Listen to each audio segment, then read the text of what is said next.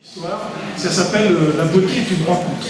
C'est-à-dire, depuis que je suis né, c'est-à-dire je suis né dans la photographie, mes parents étaient photographes, c'est-à-dire que je suis tombé dans le révélateur quand j'étais petit, comme Obélix dans la potion magique. Et donc, j'ai grandi dans la photographie, à Ruffec, une petite ville, et donc la beauté est une rencontre, c'est que s'il n'y a personne en face de vous, vous n'êtes rien, vous ne seriez rien. Parce que c'est comme la lumière. La lumière, c'est le premier élément dans la photographie. C'est-à-dire que s'il n'y a pas de lumière, si on était un tout, eh bien, il n'y a plus rien. C'est vraiment l'essentiel. Donc, les trois éléments de la photographie sont, premièrement, la lumière, en deux, la composition, et en trois, l'expression ou l'émotion. Donc moi, ce que je recherche dans mes images, dans ma photographie, c'est essayer d'avoir les trois éléments. Mais en premier, la lumière qui est le plus important. Et donc, qu'est-ce qu'on va voir dans une image en noir et blanc? Qu'est-ce qui va apparaître la plupart du temps? C'est la lumière. Parce que c'est ce qu'on va voir le plus blanc, c'est ce qu'on va voir en premier. Donc là, vous voyez, c'est pas moi qui va faire la conférence, parce que j'ai pas envie. J'ai pas envie de faire la conférence. Donc, c'est vous, monsieur, qui allez faire la conférence. Bon, vous allez venir là. C'est pas lui. Donc, c'est vous, monsieur. C'est vous, je suis pas monsieur Lézard. Je suis pas le faire de photos. J'ai pas le dos. Allez, venez là. Qu'est-ce que vous voulez? Vous voulez faire la conférence? Qu'est-ce que vous voulez que je vous raconte? Faites la conférence. Ah ben je peux pas. Pourquoi? Je suis pas l'auteur des photos. Mais si. Mais non, pas du tout.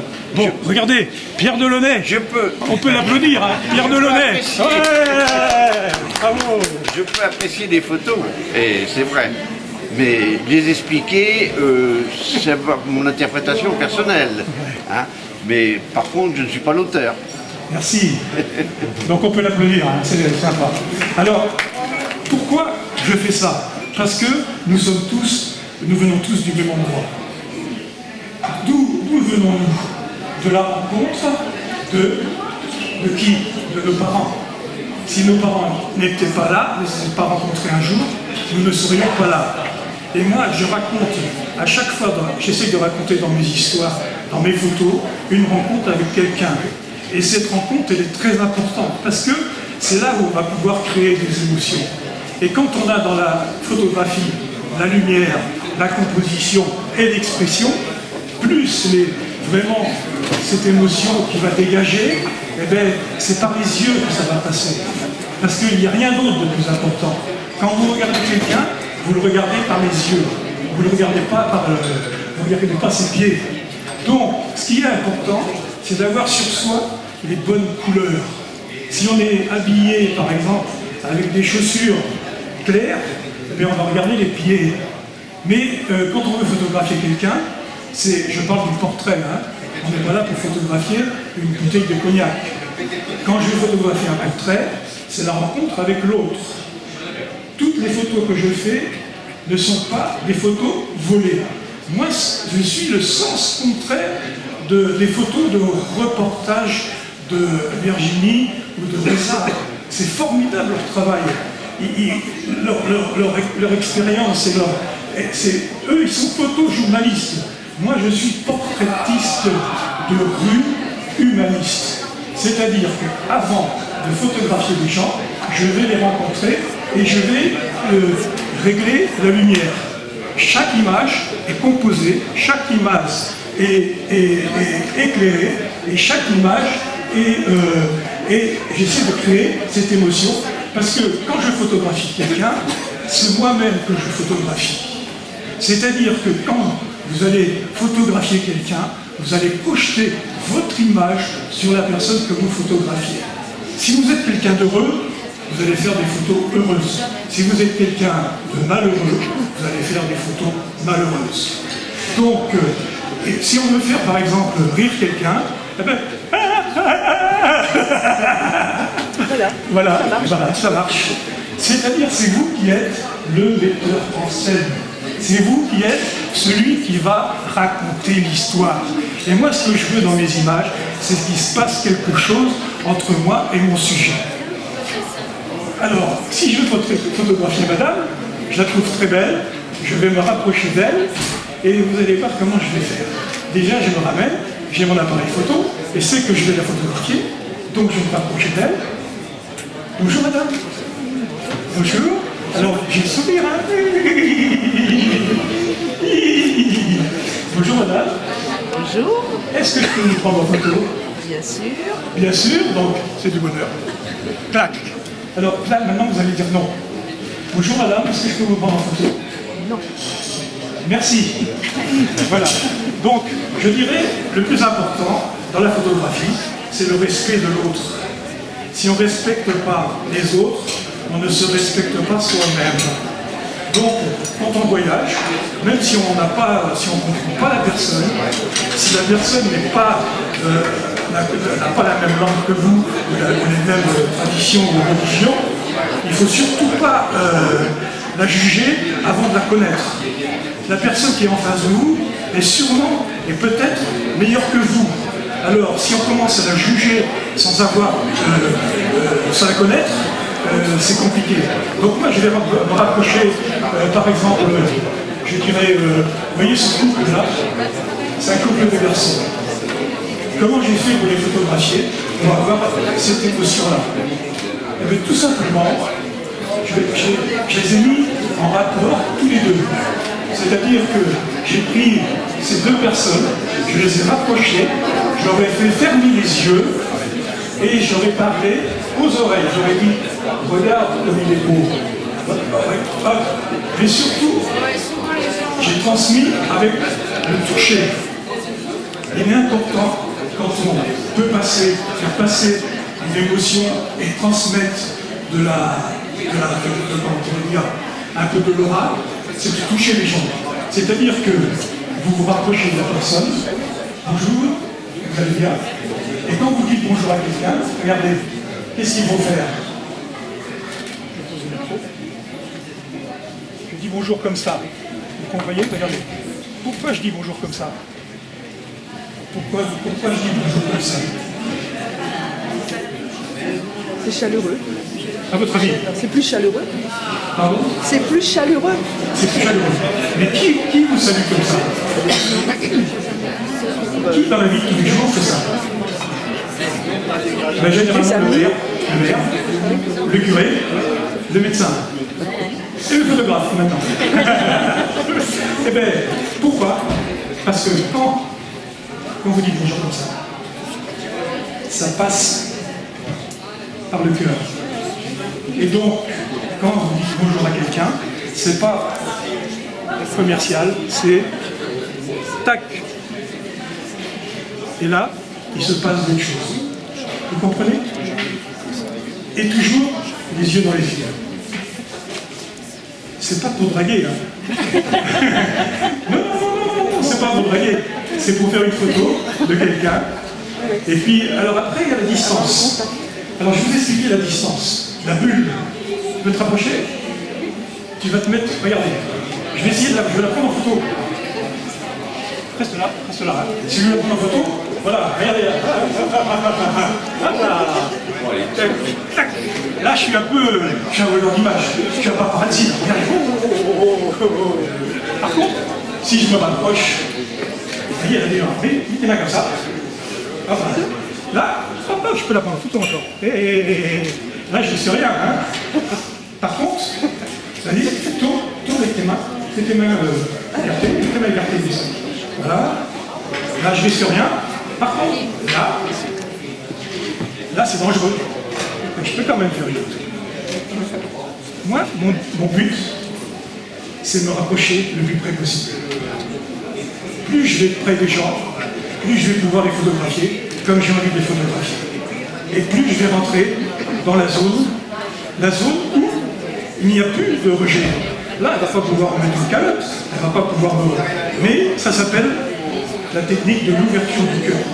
C'est-à-dire que là, il y a une relation, et il n'y a pas de problème. Hein. Mais c'est la confiance qui apparaît.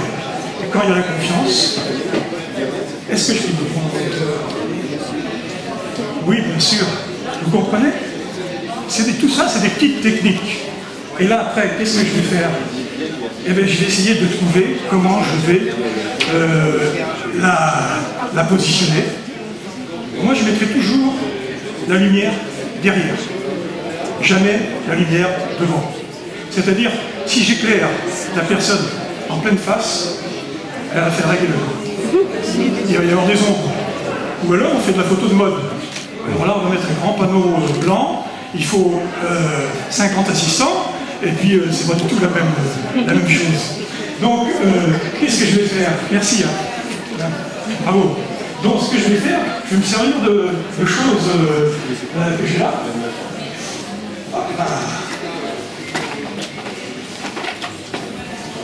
Voilà, je vais me servir de ça, par exemple. Alors ça va être un miroir. Alors allez, vous regardez, là, vous voyez. Ah, qu'est-ce que vous êtes beau, hein, vous pouvez sourire. Hein. Le miroir, c'est le renvoi de vous-même. Mais ça renvoie l'envers de vous-même. C'est-à-dire, quand vous vous voyez, c'est pour ça que quand vous voyez une photo de vous, évidemment, c'est pas moi, parce que c'est la vérité. Donc le miroir, c'est l'envoi de la lumière. Et un miroir, c'est fabuleux, parce qu'un miroir, qu'est-ce qui va être bien pour... il aurait fait un micro. Si vous voyez la photo au bout là-bas, alors, si vous voyez la lumière que je vous vois, oui. Non, c'est pas non. Si vous voyez la lumière que je vais renvoyer avec ça, ça va être fabuleux. Ça va être fabuleux. J'ai plus besoin de mettre un flash. Voilà. Et je renvoie du bas. Pourquoi je renvoie du bas? Parce que je crée une image, un petit peu comme une image de mode. La photo de mode, c'est un éclairage qui vient d'en haut et qui repart du bas. C'est pas une photo d'identité. Une photo d'identité, on éclaire. Tac, tac, un coup à droite, un coup à gauche. C'est très plat. C'est-à-dire qu'on a des images qui n'ont pas de relief. Tandis que dans la mode, on crée un plan en haut dans les yeux, un plan en bas. Comme je vous disais tout à l'heure, le plus important, c'est les yeux. Et quand on a ces deux points, on a l'impression d'avoir un animal en face de soi. C'est-à-dire quelque chose qui est un peu surnaturel. Et donc, ça vous crée des images un peu de mode. C'est pour ça que, alors, quand je voyage, voilà, il y a des photos qui sont en Inde, en Chine, au Portugal, un peu partout dans le monde, parce que je voyage beaucoup, parce que je suis invité pour faire des conférences, des workshops, en étant un petit photographe de campagne. C'est ça qui est fabuleux, c'est qu'aujourd'hui, j'ai réussi, entre parenthèses, en gagnant des concours, c'est-à-dire en participant à plein en 2000, il m'est arrivé le prix Uniforme du noir et blanc. C'était Jean Moussief, le président du jury, et ça m'a ouvert les portes. C'est-à-dire que ça m'a ouvert les portes pour faire le tour du monde. C'est-à-dire qu'il m'arrivait, après j'étais ambassadeur pour des marques, et ça m'a permis, certains mois, de faire 14 écolages. Vous voyez, j'étais tout le temps dans les aéroports. Mais en étant petit photographe de campagne, en faisant des photos de mariage, mais en allant emmener le bonheur à des gens de l'autre côté du monde, parce que, avec des traducteurs, bien sûr, parce qu'on va les oblige chez Stop Very Good. Hein. Alors, juste avec mes techniques d'ouverture du cœur, parce que cette ouverture du cœur, qu'est-ce qu'elle est fabuleuse. Vous pouvez vous rapprocher des gens, vous pouvez les photographier comme vous voulez, et alors, là, je ne peux pas emmener mon miroir dans l'avion. Qu'est-ce que je prends? Qu'est-ce que je prends? Voilà, je prends mon réflecteur. Donc le réflecteur, ce qui est bien, c'est que... Donc comme ça, je passe à la douane, on ne voit pas. Et le réflecteur, c'est comme on appelle ça, comme mon truc là. Hop, il est d'un côté, il est argent, et de l'autre côté, il est or. Donc or ou argent, c'est selon la couleur de peau du gens. C'est-à-dire que si je prends quelqu'un en main, il ne faut pas lui envoyer d'argent. Si j'envoie de l'argent, il ne va pas se sentir bien. Mais mon noir est blanc. Si je suis, par exemple, dans un pays, par exemple, en Finlande, donc là, c'est plutôt des taux clairs. Si j'envoie du jaune, Et ben, c'est comme si j'étais à l'hôpital. Donc j'en ai de l'argent. On peut faire un essai. Je vais vous dire, 2 secondes. Regardez. Là, je vais lui envoyer du jaune. Après, attention, hein, il peut y avoir du maquillage ou des choses comme ça, mais si j'envoie du jaune, ça va être trop fort pour elle. Vous voyez son visage? Si je lui envoie de l'argent, regardez ses yeux. Tac.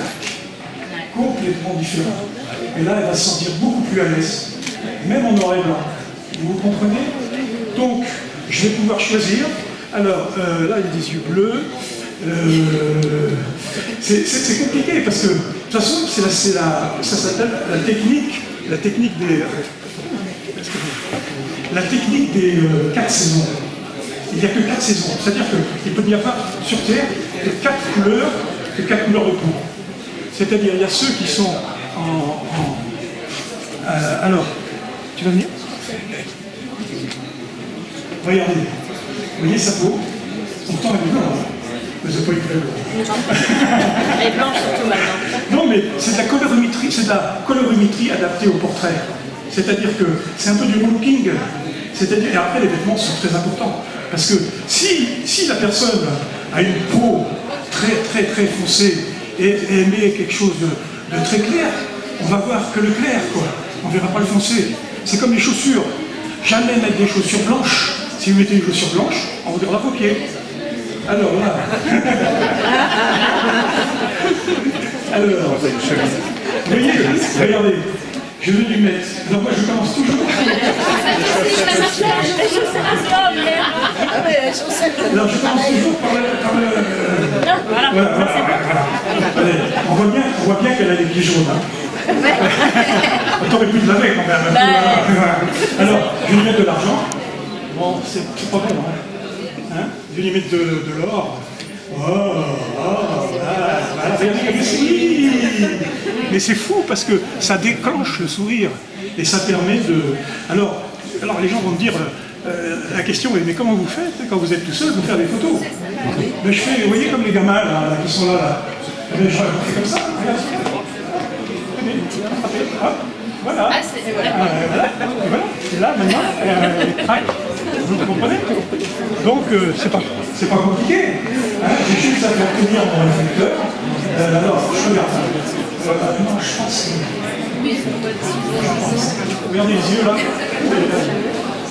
Bravo. Alors, vous voyez, ça c'est une technique. Après, ça peut aller très loin. Hein. C'est-à-dire que les couleurs. Moi, je m'habille toujours avec les couleurs qui me vont bien parce que c'est une thérapie. C'est-à-dire que si vous avez sur vous les couleurs qui vont vous donner la bonne énergie, ben vous avez même plus besoin. C'est-à-dire qu'avant de soigner les autres, il faut se soigner soi-même. C'est ça le plus important. Et quand vous êtes bien, vous pouvez vous rapprocher des gens. Si vous n'avez pas peur des gens, vous pouvez les photographier comme vous avez envie, mais avec toujours du respect. Oui ou non. Vous voyez, c'est vraiment une technique qui est simple, mais en même temps qui fonctionne. Et moi j'aime bien partager tout ça parce que c'est du bonheur. Alors, le noir et blanc, pourquoi le noir et blanc? Le noir et blanc parce que c'est la couleur de l'histoire. Nos parents, les photos de nos grands-parents étaient en noir et blanc. Donc le noir et blanc, c'est la couleur de l'histoire. Et pour moi, le noir et blanc, c'est ce qui est éternel. C'est-à-dire que mon exposition, je la ressors ici dans 20 ans, elle aura pas bougé. Elle sera toujours là. Vous comprenez? C'est pour ça que je fais du noir et blanc. Parce que dans le noir et blanc, on voit l'essentiel. On voit l'essentiel, c'est-à-dire la lumière et l'émotion. Donc, mais là, vous avez, dans toute cette série, vous allez avoir au moins 6 ou 7 appareils différents. Je n'utilise jamais le même appareil photo, quasiment. Quand je pars à l'étranger, je ramène 2 appareils. Généralement, un appareil pour un petit Leica pour faire ma photo de, comment on appelle ça, mon roadbook un petit peu, mon roadbook. Et après, j'emmène un moyen format. Donc un moyen format, ça va être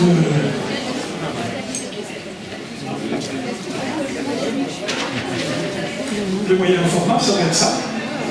C'est l'appareil du meilleur, vous voyez, hein, c'est le 6.6 qui va permettre de faire des photos carrées. Donc toutes les photos carrées sont faites avec ce genre d'appareil photo. Ça, c'est pratique, parce que c'est pas très lourd, on n'a pas besoin d'avoir un pied, on va pouvoir se promener avec. Alors, on a un petit viseur dedans, on ouvre le viseur, on va se rapprocher, là, on fait la mise au point, et on déclenche ici. Celui-ci, il ne marche pas, hein, c'est pour la lumière, je suis professionnel, j'ai pas besoin de mesurer la lumière. C'est-à-dire que j'ouvre toujours plein pot. C'est-à-dire que je travaille quasiment toujours à 2,8 et souvent à un 60e à 2,8. C'est, comment dire, et après je compense. C'est-à-dire que avec un appareil argentique, donc je travaille toujours en argentique, il y a à peu près 2 à 3 diaphragmes de tolérance. C'est-à-dire que même si c'est sous-exposé, je vais pouvoir compenser. Je pourrais vous montrer tout à l'heure sur une image, avant la retouche et après la retouche, elle est complètement sous-exposée. Et donc, quand je retravaille mon image, je vais la rehausser. Vous voyez? Donc, l'important, c'est de prendre l'image au bon moment. C'est l'instant magique de Cartier-Bresson. Et de toute façon, l'appareil photo, il ne sert à rien. L'appareil photo, c'est juste un outil entre vous et le sujet. Comme disait Cartier-Bresson, la photographie, c'est une ligne entre le cœur, le cerveau et l'œil. L'appareil photo n'existe pas. Donc, moi je pense que donc ces genres d'appareils photo, ce qui est intéressant, c'est que quand je prends mes photos, je suis à une autre hauteur. C'est-à-dire que je ne suis pas quelqu'un qui va agresser les gens. C'est-à-dire que je ne vais pas me... Tac! Vous voyez ce que je veux dire? Là, je suis un... Là, je fais, comme diraient les jeunes, je fais un shoot. Moi, le mot shoot, pour moi, ça veut dire tu es tiré, quoi. C'est pas bon. Alors que là, j'ai mon appareil comme ça, je me rapproche. Bonjour, madame. Bonjour, je me rapproche. Je suis à une autre hauteur. Je suis à une hauteur qui est une hauteur cinématographique. C'est comme si j'avais une caméra. Et là, je regarde par-dessus. Et là, quand je vais faire ma photo, elle va avoir une autre dimension. Parce que ça va pas être une, comment on appelle ça, par-dessus, ça va être un peu par-dessous. Donc, pas une... Contre-plongée. Voilà. Et donc, on n'a pas l'habitude de se mettre à genoux pour faire des photos. Tandis qu'avec un 6-6, comme ça, vous faites du carré. Donc, dans la composition, c'est très facile, parce qu'une composition carrée, c'est toujours au milieu.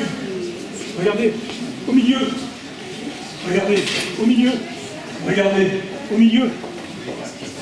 Donc, je compose en carré avec ça. Et après, j'ai mon appareil numérique là, qui me permet de ramener des images de mon voyage, qui me servent pour... Après, je peux transformer aussi, hein. Mais là, j'ai un 35 mm, et là, j'ai un 80 mm. Donc, je ne fais pas les mêmes photos. Là, j'ai aussi, je vais vous présenter le... Ça c'est mon premier appareil photo. Alors, je ne sais pas si vous connaissez, hein. Vous connaissez un peu, hein, c'est une chambre photographique, hein. C'est un 4-5 inch, donc un format qui est comme ça. Donc là, et on peut faire 2 photos. Donc, il faut que je loupe. Donc là, je vais prendre mon sujet, je vais faire mon réglage sur la dame, là. Hop, je me rapproche. Voilà. Je vais faire mon réglage de mise au point, par derrière. Donc là, je vais mettre comment on appelle ça, mon négatif dedans. Hop. Je vais régler ma lumière, donc 60e à 2,8. Voilà, à 2,8 là-dessus, c'est pas évident. Hein. On serait plutôt à 5,6. Hein, mais avec une focale là-dessus, 150 mm, ça va correspondre à 50 mm. Vous voyez, parce qu'on a un format qui est très grand. Donc là, qu'est-ce que je fais? J'ouvre mon appareil photo, mon sujet est là, je vais préparer mon déclenchement. Voilà. Et là, j'ai mon déclencheur. C'est-à-dire que je n'ai pas besoin de me mettre derrière et d'attendre. Je vais me rapprocher de mon sujet. Voilà. Bonjour madame, vous allez bien? Oui, crac. Voilà. Vous avez vu la technique? Ça, c'est l'ouverture du cœur, c'est vraiment une technique. Je dirais, une personne, un couple sur trois, j'arrive à leur faire passer des émotions. C'est juste en posant mes mains sur les épaules et en parlant doucement. C'est une énergie, hein, de changer. Mais on sent s'il y a de l'amour ou s'il n'y a pas d'amour. Tout passe par les yeux. C'est vraiment ça. Là, on est à Tusson, dans un petit village. Alors, ce qui est rigolo, c'est des pots de fleurs. On dirait qu'ils ont été piqués au cimetière. C'est vraiment particulier. Et là, c'est une famille. J'ai photographié tout le village. J'ai été promener avec mon appareil et j'ai photographié tous les gens du village. Et eux, c'était un peu une famille particulière. J'aurais dit, mettez-vous là. Et je dis, il m'en manque un. On m'a dit, si, il m'en manque un. Mais il est mort il y a 2 ans. Là, c'est comment je pourrais dire, on dirait un SDF, c'est pas du tout un SDF. C'est un gars qui a fait rentrer dans mon studio avec son chien. C'est un chien qui garde les troupeaux de vaches en Suisse. Donc c'est des gens qui sont assez riches, on dirait vraiment un SDF, alors que c'est quelqu'un qui n'a rien à voir. Là, c'est assez rigolo, c'est Christian. Christian, c'est un gars qui se promène avec une roulotte et qui vient au festival de Objectif. Donc là, j'ai pris une photo avec sa poule. Et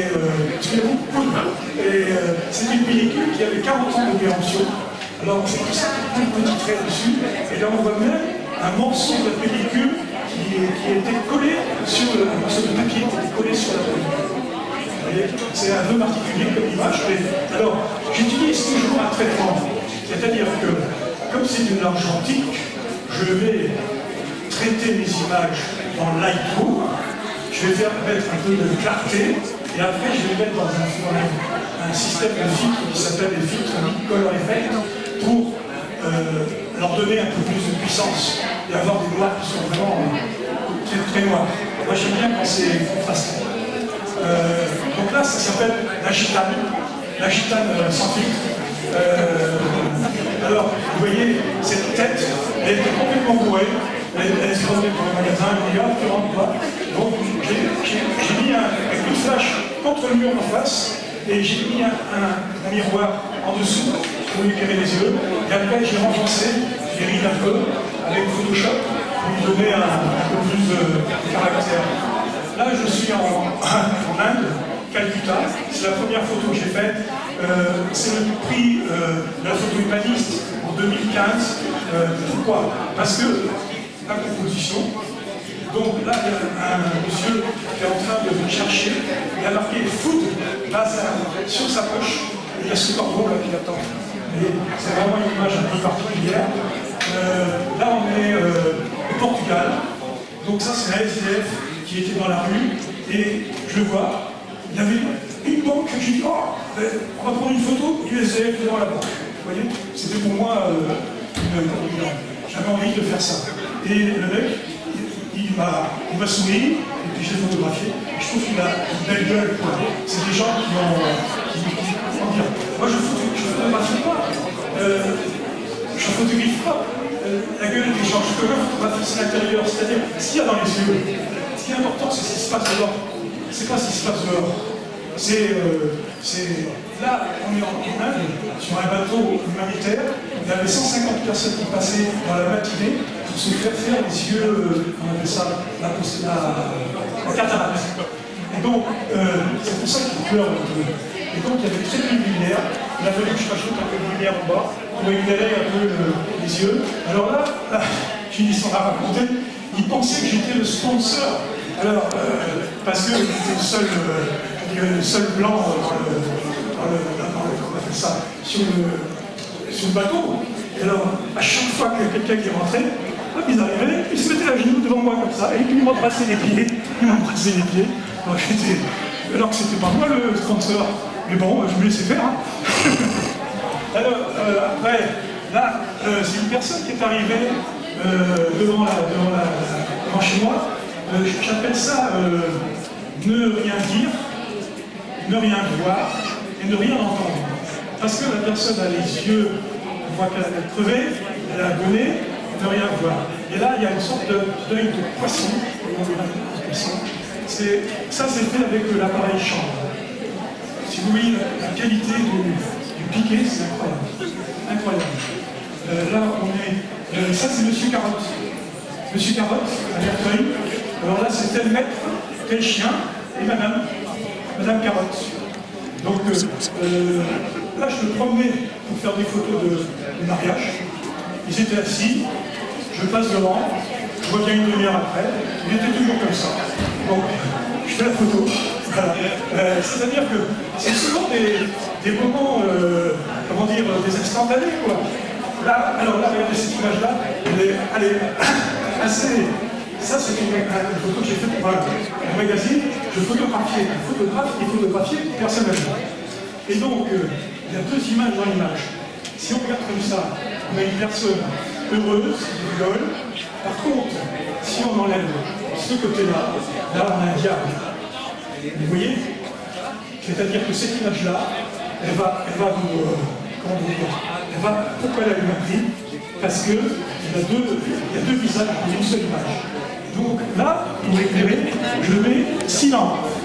Il y a 2 lampes derrière, 2 lampes de chaque côté et 2 lampes devant. On les voit dans les yeux. Donc là, je fais une lumière continue, je fais du noir et blanc. Et Sabine, là, je lui dis, bon, Sabine, j'aimerais bien, dans votre sac, vous n'avez pas un petit Leica? Ça fait sympa de faire une photo avec un petit Leica. Moi, ça serait bien. Elle me dit, oh non, je préfère un verre de rouge. Là, alors ça, c'est la femme sans tête. Donc là, ça, c'est une dame qui s'appelle Madame Séchère, qui, j'étais parti faire des prises de vue, et j'ai envoyé marcher. Et puis, je vais faire mes prises de vue, je reviens, elle était toujours en train de marcher. C'est une dame qui fait 7 km par jour, qui a 99 ans, mais qui a perdu quelque chose. Vous voyez? Elle a perdu quelque chose. Ça lui a pris au Japon. Vous voyez? C'est marrant parce que des photos faites, je dirais, à 3 km de chez moi, elles peuvent partir voyager et partir. Là, on a un monsieur au vin de Limalonge qui est le doyen des Français. Il a 111 ans. C'est vraiment un personnage incroyable parce qu'on dirait qu'il a un sourire malicieux. C'est vraiment quelqu'un d'incroyable. Et bon, il est décédé depuis, hein, mais il habite à Limalonge. Limalonge, c'est à combien? À 50 km d'ici, quoi. Hein. Et donc, dans la région, il était chaudronnier. Et il vivait chez lui, il lisait le journal tous les jours. Son fils avait 80, quelques années. Hein. Alors moi, j'ai été le voir, et puis je l'ai pris en photo chez lui. Et quel bonheur, c'est sa fille qui m'avait dit, sa petite fille, m'avait dit, oh, ça serait bien que vous photographier mon père. Et là, c'est l'homme de Venise. Alors, l'homme de Venise, c'est la première photo qui m'a fait connaître, entre parenthèses, c'est-à-dire que c'est le prix du Ford 2000 ou 99, je ne sais plus. C'est l'homme, on ne sait pas où il va, on ne sait pas cette lumière, qu'est-ce que c'est, est-ce que c'est... je l'ai offert à Reza, parce que j'ai l'impression que c'était Reza. Il était très content, Reza, il m'a fait la bise. Parce que c'est vrai que si on regarde Reza, il ressemble un petit peu hein, avec ce chapeau. C'est l'homme de Venise, je ne sais pas qui c'est. Mais en tout cas, je n'ai pas vu cette ligne quand j'ai fait la photo. Là, j'avais un Leica, c'est-à-dire un appareil comme ça. J'ai pris mon image, et après, quand j'ai développé mon négatif, j'ai vu qu'une photo. Je l'ai envoyé au concours, ça a marché. C'était comme ça que ça a fonctionné. Et j'en ai envoyé des petites photos comme ça. Si vous voulez, je pourrais vous en laisser une de celle-là. Voilà, si vous avez des questions à me poser. Questions? Questions?